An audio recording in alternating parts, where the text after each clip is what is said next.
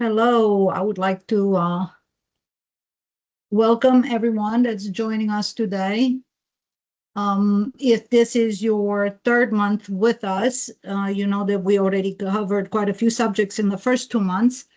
But this third month, we are going to focus on behavior functions. And we talked about this briefly before. No worries if this is your first time. We're going to do a quick review, so we'll catch you up. But we're going to look at the behavior functions and how those relate to communication or lack of communication. I will tell you up front that in assessing where a child is on the spectrum, we usually look at three main domains, and those three domains are communication, adaptive, and social. They're all interlinked. Sometimes it's hard to divide them. But I can tell you, having been in this field for well over a decade now, that I find communication to be the absolute pillar of where we need to start when we're talking about children with autism. So let's look at behavior functions and communication.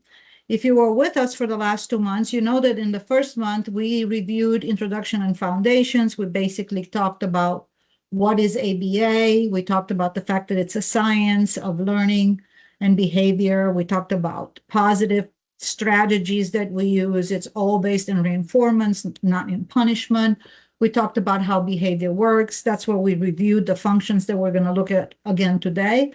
We talked about how every behavior has a beginning, then the behavior itself, and then something that happens after that behavior, and how important it is to look at those ABCs because they give us the answer as to how are we going to address that particular behavior.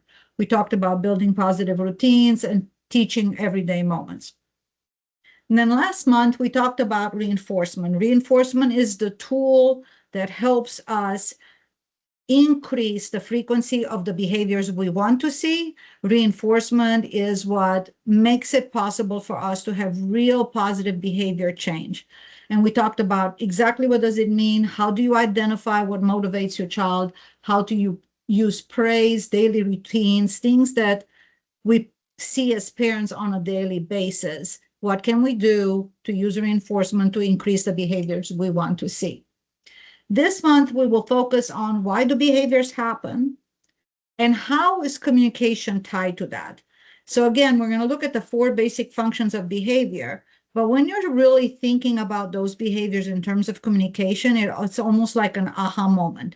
And you can think about yourself and you're going to recognize yourself in some of these functions and your own behavior and how it relates to these functions we've discussed. Supporting understanding, supporting connection, supporting skill development. These are all answers to how we can shape behaviors when communication is lacking or communication hasn't been learned appropriately. And don't get nervous. We'll get into this a little more. It's just kind of setting the stage for you that that's really what we're looking at, communication and in terms of behavior.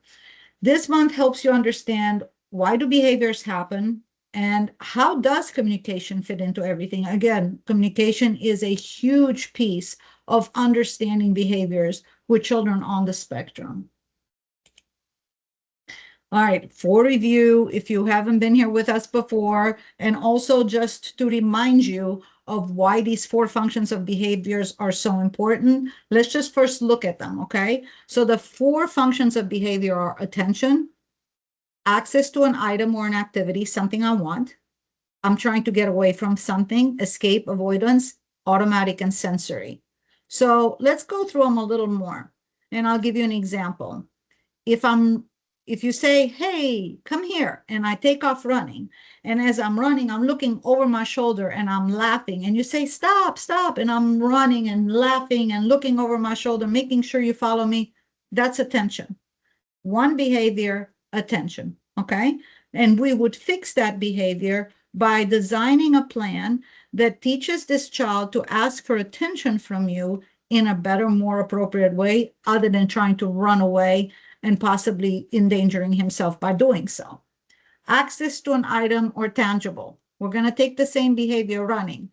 You say, it's time to go to bed, and I'm not done playing with my iPad, so I run to my room to get the iPad so I can hang on to it and throw a tantrum when you come to get the iPad from me so that I should go to bed.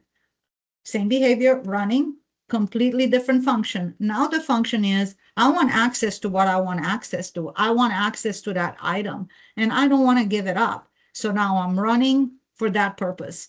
How would we fix that? We fix that completely different than the very first example that I gave you.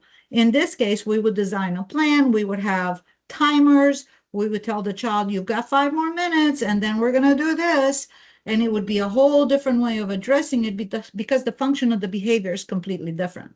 Escape avoidance. You tell me to go clean my room and I take off running. I'm not looking over my shoulder. It's not a game. It's not funny. I'm just trying to get away from having to do a chore. So again, the same behavior, but totally different. So how would we fix that? Well, we fix that completely different. We fix that with having some sort of short-term contract in place. If you clean your room 2 times this week, this is what's going to be the reward. Or if you clean your room, you get an extra 5 minutes on the iPad. But again, same behavior, the function is different, so the fix has to be different. And then finally, automatic sensory. Automatic sensory is very interesting because it's completely not dependent on anything from the outside. It's not socially motivated.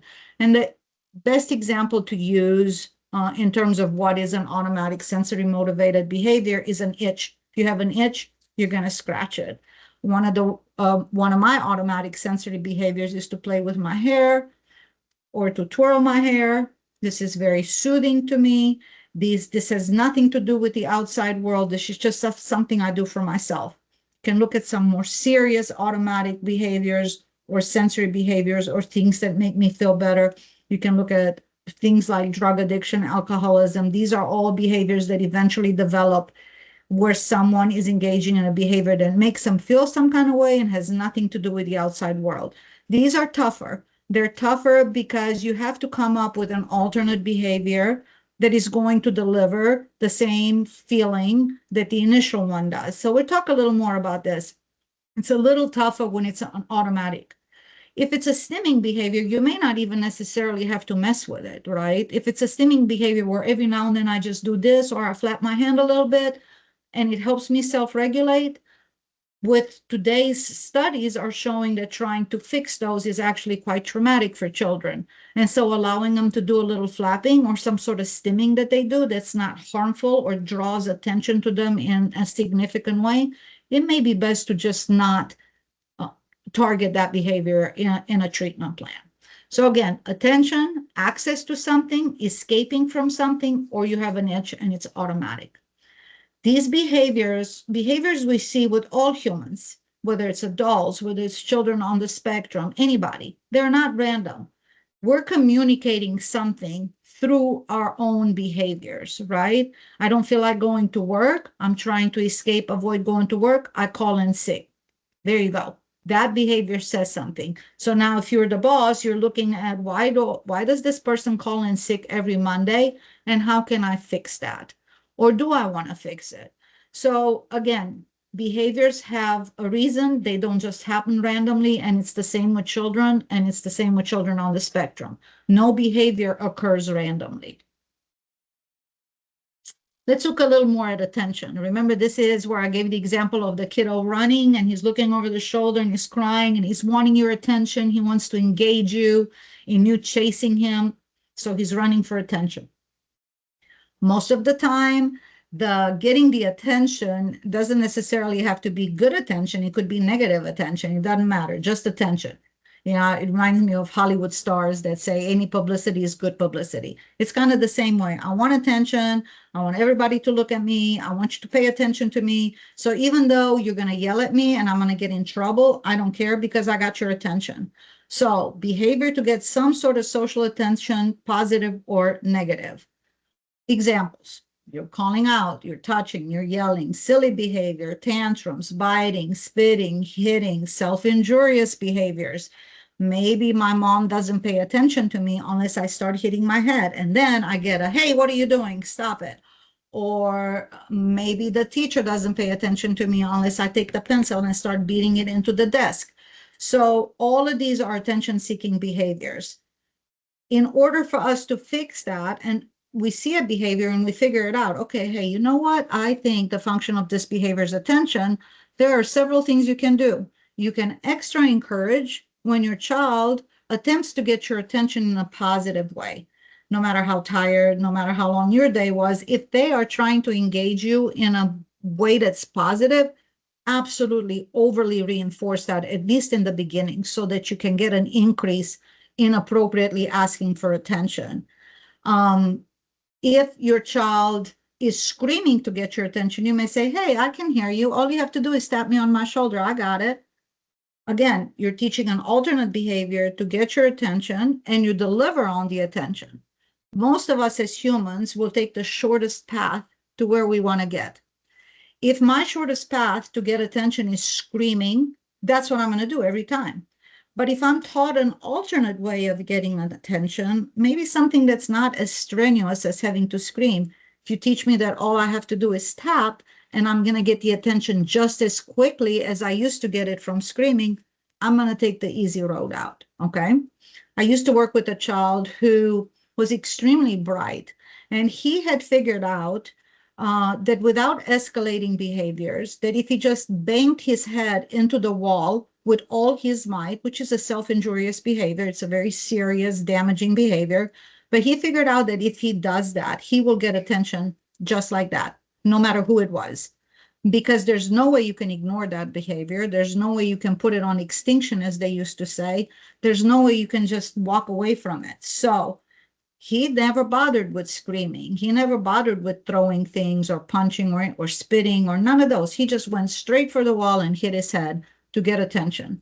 So teaching him that tapping, saying, hey, doing something along those lines to get the attention was a lot less effort.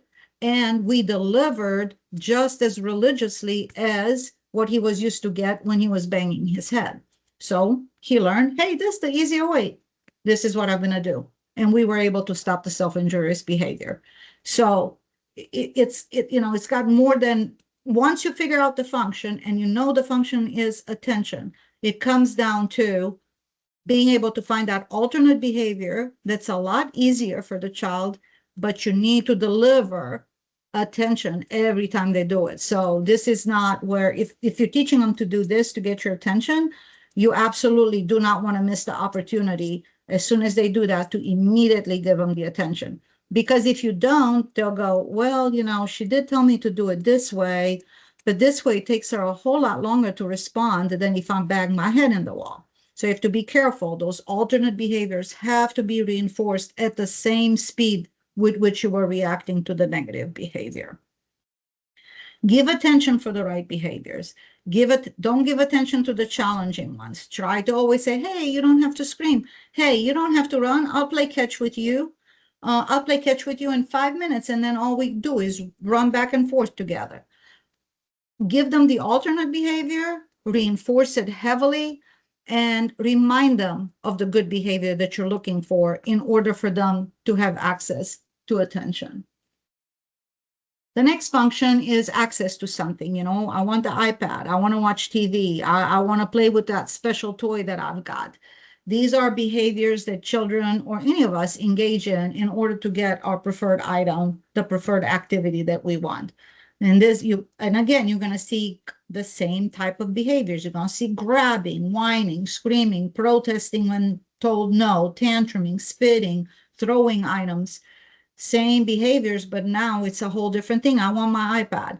I want my iPad and I want it now, and I'm going to scream because I want access to that tangible. I don't care about getting attention from you. What I really care about is that iPad.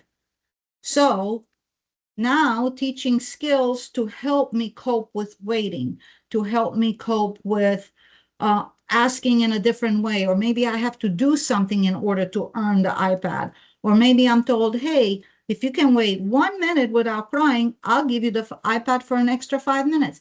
Again, trying to find a way to teach those positive alternate behaviors that are going to lead to the child getting what it is they want, but it's going to be a little more contingent, right?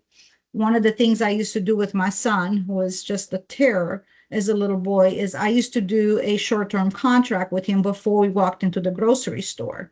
because he wanted candy. And if I didn't work something out, then the entire time we were at the grocery store, he would scream and he would throw things out of the cart and he would throw himself. And it was just horrible. But if I told him, hey, if you can make it through 4 aisles without making a sound and just sitting in the cart, we'll go by the candy place, pick out the candy, and then we'll do the rest of the grocery store. And as soon as we get out, you can have the candy. Work like a charm. Work like a charm. Model simple, clear communication before the item is given. Again, just like I did the example I gave you with my son.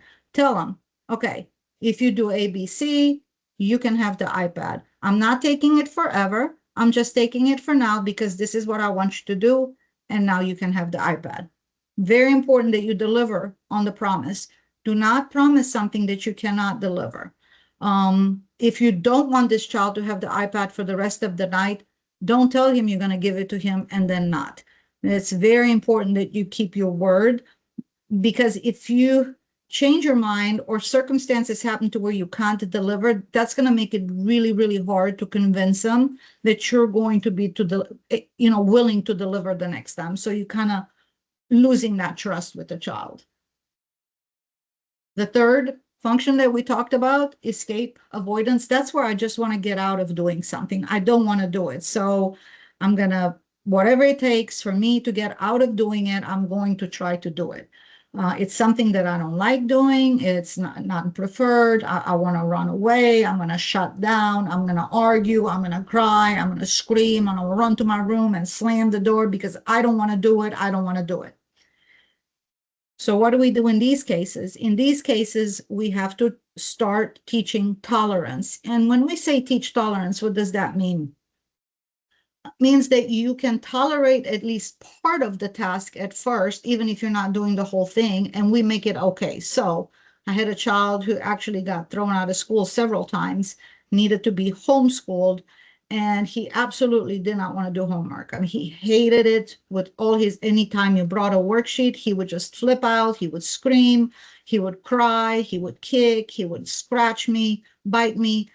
So what I did was, let's say he had 5 problems on the worksheet, I would say, hey, how about I do the first 2 and you do the next one, and then we'll see where we are. Work like a charm. He was willing to get a deal, right? He was willing for me to do 2, he'll do 1. And then eventually what happens, as they're learning tolerance, as they're learning these short-term contracts and these short time fixes that you're working on, you can go ahead and increase to where in small baby steps, by the time we were done, he was doing all of it. He was doing his entire worksheet without a problem. And no one could believe it because it was in the, just a month, 2 months before that, he absolutely even refused to look at the worksheet. So these small bite-sized increments that teach tolerance, that teach the child to ask for a break, like maybe if we can teach the child, for example, to say, I don't want to do it right now. Can I have 5 minutes and then I promise to do 2? Okay, 5 minutes and then you'll do 2. All right, agreed. And 99% of the time, the child actually will keep their end of the bargain if you keep yours. Ask for task modifications, and that's what I was referring to earlier when I was talking about giving, doing 2, and then he does 1, and then we see where we are. That's a task modification. If your child, for example, has an IEP, you're familiar with task modifications because usually they're addressed in the IEP. So usually you'll see like a child will only have to do 80% of a worksheet. And that's for the same exact reason. Instead of the child refusing to do any of it, you at least can work out a deal and have a starting point to start increasing their tolerance of these non-preferred tasks that we're asking children to do every day. Allow breaks. If a child is able to verbally and appropriately demand, ask, can I have a break? I'm tired. Work it out with them. Yeah, okay. You can have 2 minutes, not a problem. You want to put on some music, or what do you want to do for 2 minutes? Well, I just want to sit here. Okay, no problem. Let me set a timer on my phone. You've got 2 minutes, my friend. 2 minutes go off. Okay, all right, let's get back. How are we feeling? You want me to help you with that first one and get you through? These types of communications with your child and teaching them how to verbally communicate that they're frustrated, that overwhelmed, they need a break. If they ask appropriately, honor that. Don't reinforce escape from expectations. If they were, I used to, a good example I can give you, is where a child absolutely doesn't want to do the worksheet. You're trying to argue with them. They're arguing back with you. And at the end, you get so frustrated that you can't deal with it anymore. And you're like, you know what? Forget it. Well, you've not reinforced the escape behavior. So it takes a lot of patience on your side. Believe me, I know. I have four kids. It takes a lot of patience on the parent side to be able to stay calm, to be able to work out something with the child, and to be able to model how to appropriately communicate to get where you need that child to get to. And I know what I'm saying is not easy to hear in a way, because I know everybody gets home from work and you're tired, and the last thing you want to do is sit there and do a worksheet. But as you work on these skills, eventually your child will be able to just sit there entirely by themselves and do it. It just takes a little bit of work getting there and reinforcing that behavior and their willingness to sit there and do the work. And here we are with the automatic sensory. This is the itch I was talking about. This is something that is self-stimulating, or it's soothing, hand flapping, humming, pacing, repetitive play, lining things up, all the trucks in a certain way, putting all the red balls together, having all the toys lined up in their room. All of these things are self-stimulatory behaviors, stimming behaviors. You can provide an alternate sensory tool. For example, a child that likes biting their cuticles. I have one of those, a child that absolutely loved biting the cuticles. So gave him a small elastic band and taught, anytime you feel like biting your cuticle, just pull on that elastic band. And it's a reminder not to. If your child likes fidgeting with things, those fidget toys are amazing for that. Instead of picking on things or picking on their skin or picking on their face or picking on their hair, the fidget toy will help them get that fidgety motion out that's very, very self-soothing to them. You can also provide a schedule to say, okay, I'm okay with you flapping your hands, but let's only flap hands in your room. So anytime you need to go to your room to flap your hands, all you have to do is ask me and I'll let you go for 5 minutes. You can do nothing but flap. This works particularly well with some of the older children. But remember that these stimming behaviors, these self-regulating coping type behaviors, don't necessarily have to be stopped.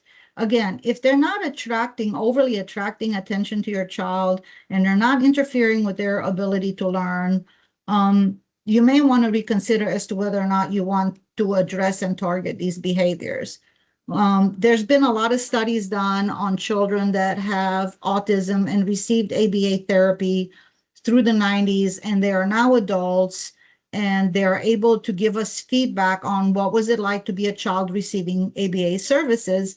And one of the things that came out through all these studies more than anything is that having those stimming behaviors blocked, stopped, in any way punished, or negatively reinforced or whatever, it was very traumatic for them. It would be no different than if somebody told me I couldn't do this anymore. That would be very hard for me. It would be traumatic because it's very self-soothing to me. But I could very easily learn to, okay, don't do this while you're presenting. But as soon as the presentation's over with, if you need 5 minutes to do nothing but this, you can have it. And again, just think about stimming behaviors in those terms, that they're very soothing, they're self-coping mechanisms. We all have them, some of us more than others. They may not need to be addressed. Behavior, at the end of the day, no matter what, behavior is a way of communicating for us as humans. Behavior is communication.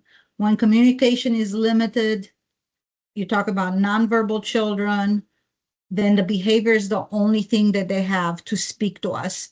Think of babies. Babies cry to let us know they're hungry. Their behavior of crying has a function. They're hungry, they're wet, they're cold, and it's the same for all of us. and especially if we don't have communication. If we don't have the ability to indicate what our wants and needs are, then our behavior is the only thing we have that speaks for us. The more we teach communication, the more we teach appropriate communication, the less challenging behaviors you're going to see. The only time you see challenging behaviors if communication has been taught well, the only time you see challenging behaviors is when the response to the appropriate communication is not as quick or as effective as it should be, right? So if I say mom, I've learned to say mom instead of screaming. So now I said mom, but mom doesn't respond to me. And now I have to say mom, mom, mom, mom. And then when I scream, I get the response. You see how that works. So it's important that when we teach appropriate communication, mom, I need a break, that is reinforced heavily so that instead of screaming or banging my head in the wall or throwing myself on the floor, I know that if I just say, mom, can I have a break? I'm going to get that break and I'm going to be able to gather myself and move on with whatever it is I need to do. Helping your child communicate is absolutely the biggest foundation for behavior change that we have. It is absolutely at the source and of everything, to be able to communicate wants and needs, to be able to communicate what it is I want to do, what I don't want to do, what are we willing to work out for me, be able to tell you, hey, I want this, how can I get there? And then for you to reinforce that appropriate communication, to make sure that I learn that if I communicate properly and appropriately, I'm going to get the same result and just as quick as if I bang my head in the wall. Functional communication training, simple communication taught consistently, again, very consistent, leads to fewer challenging moments.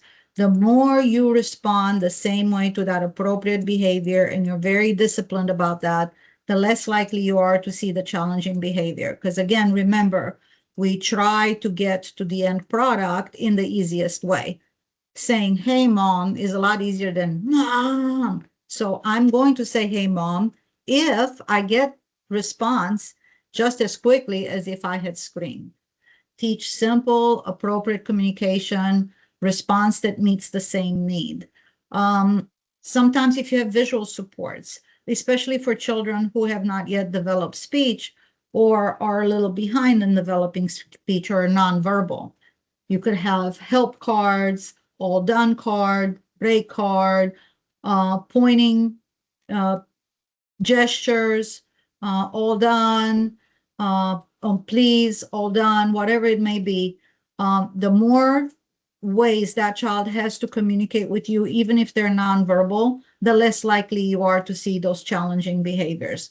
Reinforce good communication immediately. As soon as that good communication happens, reinforce it. Because again, what you want is for that child to learn, I don't have to go through tantrums. I don't have to scream and throw myself. If I do it the way I was taught, I will get the same response and even quicker and for a whole lot less effort on my part. Make sure you match strategies that you employ in teaching the children how to communicate. Make sure you match the strategy to the function. If it's attention, give attention for the positive behavior first. The other thing too is we haven't really talked about that too much. It's a little more intricate. A child that wants a high level of attention, we often do what's called non-contingent attention giving. So I'll have a timer that the child doesn't necessarily see, and depending on that child's needs that has been determined, I'll set a timer, and then every 10 minutes, regardless of what's happening, I'm going to pay a lot of attention to that child every 10 minutes. Eventually, I'm going to be able to thin that out, and eventually I'll be able to only do that when the child requests it. But this way, that child gets a lot of constant attention. You know, every 10 minutes, I'm like, hey, what are you doing? What are you doing over there? Oh my gosh, yeah, that looks really good. Even if they're playing by themselves happily. Now I'm serving that attention to them so they don't have this need to start screaming because they haven't gotten enough attention. So give attention for positive behavior first. Try non-contingent attention if you've got a child who particularly needs a lot of attention from you. If it's something that they want access to, remember the iPad. I want my iPad. Ask for it appropriately, teach them to wait appropriately, and offer some other choices. Like, you know what, you can't have the iPad right now because it's charging, but how about I play with you with the Legos? Offer an alternate to not being able to have that iPad. Or I can't give you the iPad right now, but in 5 minutes I'll be able to. You want me to set a timer? Again, you're offering alternates, you're teaching them to wait, you're teaching them a little bit of tolerance, and then you can say, hey, ask me for it properly. I want my iPad. Okay, I'm not, how about ask me, could I have my iPad, please? Can you say that for me? Sure. Could I have my iPad, please? Oh, that's great. Yes, you can. You can have it for 5 minutes, setting the timer now. For escape behaviors, break the tasks down. Again, that example I gave you with the worksheet. I'll do one if you do one. I'll do the first two if you do the rest. They feel like they're getting a deal. You've broken the task down. It's not as overwhelming. It's not this huge chunk that they now have to do. The task has been shrunk, so they're more likely to engage in it without first trying to escape from it. Reinforce the effort. Use and allow them to have breaks. There's nothing wrong with honoring a break request when made appropriately. It makes the tasks that they don't enjoy less daunting if they know that you may be willing to reduce the task, and if they know that they're going to be allowed several breaks as they're working on these tasks. There's nothing to be gained by forcing the child to sit in that seat and complete that whole worksheet. And by yelling at them or keeping them in that chair.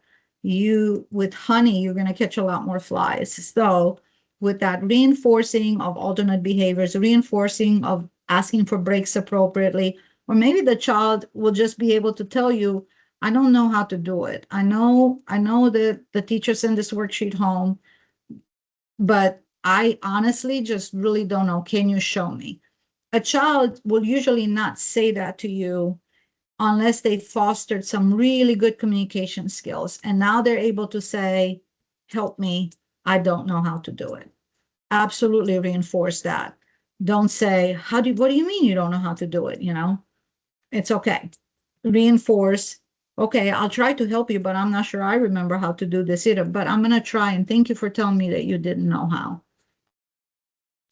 Provide sensory alternatives. Again, think of fidget toys. If it's a child that enjoys breaking little pieces of paper or taking a crayon and getting all the paper off of it, or pushing bubbles, or whatever it may be, if they need something to fidget with, let them have that. It's very self-soothing. It's not interfering with anything. And 9 out of 10 times when you allow them access to something like that, and you tell them, you can play with this for 5 minutes, but then we're going to have to move on to this next thing we got to do, they will be more than happy to give it back to you, because they know that you're going to continue to let them have it when they need it. And it's not just one of those things that they have to hang on to, because once it gets taken away, they'll never see it again. Build routines. Again, audible timers are absolutely a fabulous tool to use at home. They use them at school, and we use them in therapy. Children are really fabulous with timers. Timers are also fabulous because you're not the bad guy. You've given your kid 5 minutes, and now the timer says it's over. So, oh my gosh, timer's over. Now you're not the bad guy. The timer may be the bad guy, but you're not. So it helps with that as well. And then if they want that fidget toy back, you can say, okay, hey, you know what? How about you do 2 of these problems, and then you can have this fidget thing back. Response based on function. Not the frustration. That child is going to get you frustrated, right? Because they're going to engage in a maladaptive behavior of some sort. And it's very frustrating as a parent. I always give the example of my daughter. I would be tired at the end of the day. My daughter would come in there and she would be like, can I go spend the night? No. Can I go spend the night? No. Can I go spend the night? No. Can I go spend stop it already. Okay, you know what? Fine, you can go spend the night. Now think of what I just did. I just told my daughter in not so many words, but through my behavior, that if she just kept at me over and over and over again, no matter how many times I said no, that if she would just keep at me, I would give in and I would let her do what it is she wanted to do. And in all honesty, if you think about it in terms of behavior, I would have been so much better off just telling her yes from the beginning without having taught her that now you just got to keep at me in order to get what it is that you want. So that frustration that builds in us as parents when we're tired, we don't understand why this child just keeps on doing what they're doing. Don't respond based on that frustration. Try to gather yourself, take a minute, get a break yourself, and try to ask yourself, what am I thinking the function of this is? Are they trying to get attention from you, trying to get away from something? Are they trying to get access to something? Like, what is happening here? And then in your head, try to remember what we talked about today and think, okay, you know what? This is what I need to do to deal with this particular situation. What can you do daily? Every day, think about your child's behavior in that moment and think to yourself, which one of the four is this? Are they trying to get attention? Are they trying to get access to something? Are they trying to escape from something? Or is this just a stimming behavior, automatically reinforced behavior? As soon as you do that little exercise in your mind and you understand the function, you will immediately know how to respond to it. So if it's escape, you'll know to say right away, hey, why don't I help you with this? Hey, let's look at this together. Do you need a break first? You want to have a break before we look at it? If it's escape, right? If it's access to a tangible, hey, if we work on this for 5 minutes, I'll let you have the iPad or whatever it is that they're trying to get to, right? Reinforce any positive attempt as your child is learning what your expectations are in terms of how to communicate their wants and needs. Reinforce their positive attempts. Make the positive attempts be as efficient as an effective in getting your attention and in getting your input as the negatives were, so that they can see, hey, less effort to say mom versus mom, less effort, and I get her attention just as quickly. Stay consistent. Kids are watching us even if we don't think they're watching us. We are always teaching. We're always parenting, even when we don't know we're parenting. If you've taught them to ask for a break, but now you're denying the break because you want them to go to bed by 8 and it's already 7:55, they appropriately asked you for a break and now you're in this catch-22 of I need them to go to bed at 8, but he's asking for a break. And so the temptation is to say, no, you can't have a break because I got to have you in bed by 8. Try to think about what you're communicating. Try to think about how long it took to get to where that child is actually asking you for a break and try to reinforce that behavior. Being able for that child to be able to continue to communicate appropriately is a lot more important than this little worksheet that may not be finished in time before bedtime. So put it all in perspective and don't beat yourself up, do the best you can, but try to stay consistent and try to look at it from the perspective of, am I delivering the way I said I was going to deliver if they use this alternate positive behavior? And then keep track of what works and what doesn't work. For most children, first this, then that, which is called Premack principle, is very helpful. But I've worked with a child who absolutely was shut down. If I said to him, if let's do this first and then you can get that, all he could hear is what he was going to get. And he had absolutely was auditorily unable to hear the first part. So I didn't use that. With him, I used the visual schedule that showed how we're going to do things, right? And it showed we do this and then we do that and had like little pictures. And that way I didn't have to say first this, then that, because he would just absolutely shut down on me. But for most children, it does work. For most children, short-term contracts work, It's the same thing. Do this, do that. It's kind of like going to work. You go to work, your boss promises you a certain paycheck every 2 weeks, right? It's an agreement that you've made. And you know that if you call in sick, there's going to be certain consequence if you ask for a break, but it's all worked out. It's no different in dealing with your child, especially on these less preferred tasks, on are getting them to do different things that they don't necessarily want to do. And again, track what works with them, track what doesn't work with them.